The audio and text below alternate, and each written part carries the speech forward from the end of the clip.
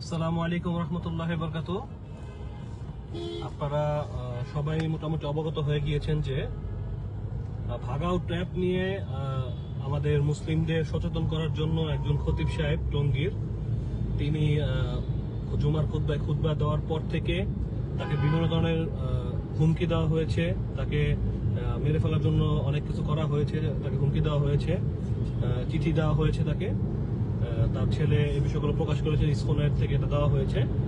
তো সেই পরিপ্রেক্ষিতে আজকে সকাল থেকে মানে ফজরের পরে হাঁটতে বেরোর পর থেকে তিনি গুম, এবং সেই বিষয়ে তার ছেলে আমাদের বিক্রমপুরী আতলা বিক্রমপুরী ভাইয়ের কাছে এসেছে, আপনার লাইভ হয়তো দেখেছেন। তো আমরা সবাই মিলে এখন আমরা থানায় যাচ্ছি একটা অভিযোগ দেওয়ার জন্য, এবং এটা কি করা যায় সেই বিষয়ে আমরা সবাই সম্মিলিতভাবে কাজ করার জন্য। তো এখানে আমরা আমাদের ফুল টিম নিয়ে আমি আমার রওনা দিয়েছি ইনশাল্লাহ।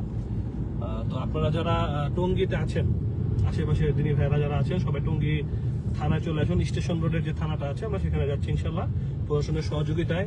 আমাদের যে মুসলিম ভাই তিনি কোথায় আছেন, খতিব সাহেব, সেটা আমরা জানার চেষ্টা করব, এবং এটা কি সূরা হয়, কি করা যায় এই বিষয়ে আমরা পরামর্শ করবো ইনশাল্লাহ। বাংলাদেশে একটা বিষয় আপনারা চিন্তা করে দেখেন যে একজন খতিবের দায়িত্বটা কি? একজন খতিবের দায়িত্ব হলো সে সমসাময়িক বিষয় নিয়ে জাতিকে সচেতন করবে। কি বলেন আপনারা, কি বলেন সবাই? তাহলে সেখানে সে ভাগাও ট্র্যাপ নিয়ে কথা বলেছে, আমাদের মুসলিম মেয়েদের ইজ্জত নষ্ট করতেছে এই কুফফাররা, প্ল্যান করে কিছু কুফফাররা প্ল্যান করে কাজগুলো করতেছে। সেই বিষয়ে সচেতনতা তৈরি করার জন্য সে খুতবা দিয়েছে, এবং সেটা দেওয়ার কারণে তাকে প্রতিনিয়ত হুমকি ধামকি দেওয়া হয়েছে। যে মসজিদে তিনি খতিব ছিলেন, সে মসজিদের কর্তৃপক্ষ জানানো হয়েছে।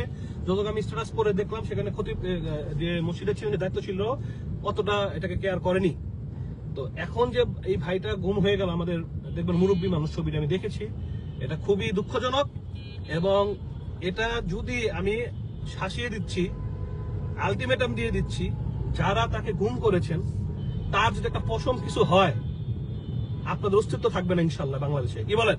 ইনশাআল্লাহ আপনাদের অস্তিত্ব থাকবে না ইনশাল্লাহ। আমাদের মুসলিম ভাইয়ের যদি একটা পশম কিছু হয়, একটা পশম যদি আপনারা কিছু করেন, আপনাদের বলে দিলাম, যারাই গুম করেছেন, যদি ইসকন গুম করে থাকেন ইসকনকে বলছি, যদি কোনো হিন্দু সন্ত্রাসী জঙ্গি সংগঠন করে থাকেন তাদের বলছি, কোন সন্ত্রাসী যদি করে থাকেন তাদেরকে বলছি, যে যদি তাদের একটা চুল পরিমাণ আমাদের মুসলিম ভাইয়ের কিছু হয়, এটা আপনার সাবধান করে দিচ্ছি তাকে এখনই। কারণ আমি জানি যদি ইসকনের কোনো সদস্য হয়ে থাকেন, আমাকে তারা ফলো করেন, আমাকে তারা জানেন, চিনেন, আমরা কি এরা জানেন।